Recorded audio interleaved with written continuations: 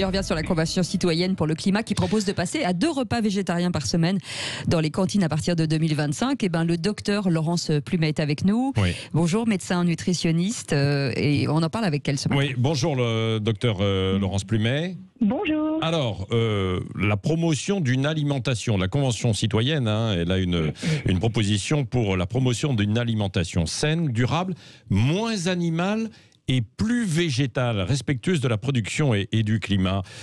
Qu'est-ce que vous comprenez par là, vous, la spécialiste nutritionniste ? Écoutez, c'est tout à fait logique d'arriver à cette recommandation parce que la situation n'est pas brillante en France. Il est évident que nous ne consommons pas assez d'aliments, de protéines d'origine végétale et un peu trop de protéines d'origine animale. Oui. C'est-à-dire que les Français, et ça on le voit bien, quasiment un Français sur 2 n'arrive pas à respecter ou ne veut pas respecter, on ne sait pas très bien, la recommandation des 5 fruits et légumes. Vous savez, c'est pas simple de le répéter. On sait très bien que les légumes, les fruits, les céréales complètes, les légumes secs et les oléagineux sont très bons pour la santé parce qu'ils apportent des fibres, des protéines végétales, des antioxydants, du magnésium, du potassium et toutes sortes de vitamines. Mais il est dur pour les gens de changer d'habitude. Ils rechignent à manger des légumes. Alors, c'est pour ça que c'est très difficile de passer de la théorie à la pratique. Surtout pour les enfants, surtout pour les plus jeunes.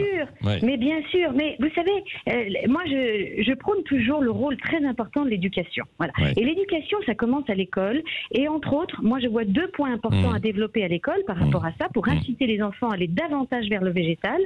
Premièrement, ce sont des animations en classe avec les professeurs qui seraient bien formés et qui expliqueraient l'importance de la relation de l'homme à l'alimentation, détaillant chaque catégorie d'aliments, faisant des petits ateliers découvertes autour des légumes, des fruits. Et puis, il y a la cantine. Ouais. Parce que quand vous demandez à un enfant s'il mange des légumes à la cantine, il vous tire la langue comme ça en vous disant beurre que c'est pas bon.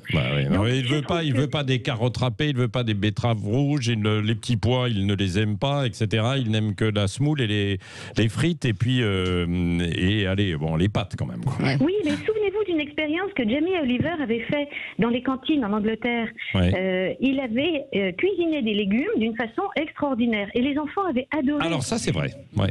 Voilà, donc je pense que tout est question de préparation. Ouais. Il faut absolument que les légumes reviennent dans l'assiette des Français, mais il faut leur apprendre à cuisiner les légumes. Ouais.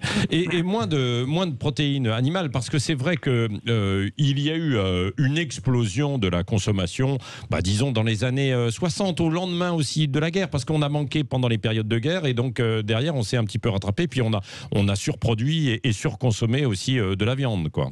Oui, vous avez tout à fait raison. Ceci dit, la consommation de viande n'est pas si excessive que ça. Oui. Mais en additionnant des petites quantités à droite à gauche, plus les fromages que les Français adorent, il est vrai que les protéines d'origine animale sont devenues plus importantes que celles d'origine végétale. Alors, le conseil pratique, c'est quoi ? Oui. Parce que honnêtement, on ne peut pas se passer d'aliments d'origine animale. Nous sommes des omnivores. La viande nous apporte du fer. Les poissons gras nous apportent des oméga 3 et de la vitamine D qu'on ne va trouver nulle part ailleurs. Les œufs sont des aliments exceptionnels. Et les produits laitiers sont très importants parce que c'est la source de calcium la plus utile et la plus concentrée. Donc voilà, ils sont importants. Simplement, il faut respecter cet équilibre. Alors l'équilibre dans l'assiette, c'est quoi ? Alors c'est partager son assiette en trois choses. D'abord, un peu de viande. Alors une portion, c'est 100 grammes, c'est pas 200 grammes. Ouais. Je sais que les hommes aiment bien manger de la viande. Bon, pour une femme, 100, allez, à la rigueur 150 pour un homme, mais pas plus. Bon, voilà. Alors, on mange de la viande ou du poisson à midi. On n'est pas obligé d'en remanger le soir. Ouais. Simplement, je le conseille après 50 ans. Pourquoi ? Parce que physiologiquement, les muscles ont tendance à fondre, n'est-ce pas, au fil des années. Non, c'est pas vrai ça. C'est pour Patrick que vous dites Non, ça. c'est une illusion de l'esprit. Ouais. Voilà. Bon. Alors maintenant qu'on a dit ça, je recommande vraiment quand même de remanger des protéines d'origine animale le soir, c'est-à-dire un petit peu de viande ou un petit peu de poisson ou des œufs le soir, passer la cinquantaine.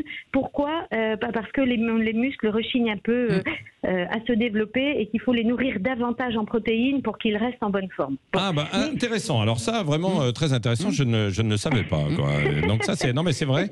Merci beaucoup, en tout cas, docteur Laurence Plumet. Je conseille votre dernier livre, Le Monde merveilleux du gras. Comme quoi, c'est tout est possible. Tout sur ces rondeurs qui nous habitent. C'est aux éditions Erol. Merci beaucoup, Laurence Plumet, d'avoir été avec nous ce matin sur Sud Radio. Mais tout de suite.